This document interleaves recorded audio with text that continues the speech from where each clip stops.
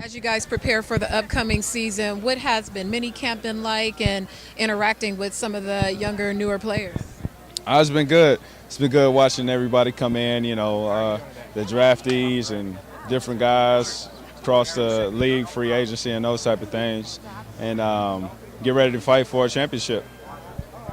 Since the season has ended, what have you been doing to occupy your time? I've been all over the place. I've been actually some of the highlights of this offseason. I got a chance to speak at the White House. I got a chance to I was a 43rd commencement keynote speaker at my graduation. Well, excuse me, at my Alma Mater's graduation. And I bought my parents a home. Those are some highlights of my offseason so far. What wisdom did you impart to the new graduates when you spoke at your alma mater? Faith.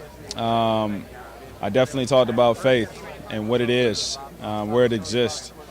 Explain it as a tool, how to utilize it. A lot of commencement speakers, usually politicians, they want to speak about business endeavors, politics, but I thought I'd speak on one thing that most all of those categories actually stand or fall by, and that's simple Christ-centered faith. When you interact with people who look up to you, people from where you grew up with, as up to these recent graduates, what is something that you're frequently asked by them? I'm frequently asked, what is it that I do to sustain some type of success? And there's so many different angles you can answer that question. But for me, I've given myself a chance by doing the simple, small things the right way. And I often, I'm always constantly having to look in the mirror and to be able to say that's the guy that I'm trying to become. The road towards success, you can't be afraid to be alone. Some people are afraid to be alone. And you can't be afraid to outwork people. So for the youth who would like to get to the level that you reached, the key is just hard work, hard work, hard work. Well, hard work, coupled with doing the right things. I say this only to put that out there as a challenge. I'm 31 years old. I never drink or smoke alcohol a day in my life, and I know 10 people that are my boys that way better than me growing up. I was a short, overweight, chubby kid with glasses, asthma, .6 GPA average at one point in time, fifth string running back, riding the bench. I ain't supposed to be here, but what I did do is I kept on giving myself a chance. As one may get in trouble with drugs, another get in trouble academically, as I had to get my academics up. Another guy get in trouble with the law, whatever it may be, bit by bit, they're weeding themselves out, and I'm still standing. Purely because there's no other options, I'm giving myself a chance. So one, have your grades right, stay out of trouble, give yourself a chance first and foremost. And for our younger viewers who will be watching this, in light of the recent rash of activities with the police and killings and the things that are happening to cause such a divide in our nation, how would you approach bridging that divide between the communities right now? Bridging, this is for, now, who am I speaking to again? Because if I'm speaking to an adult, if I'm speaking to a kid, who am I speaking to? Let's start with children. If I'm speaking to a child, how to deal with this?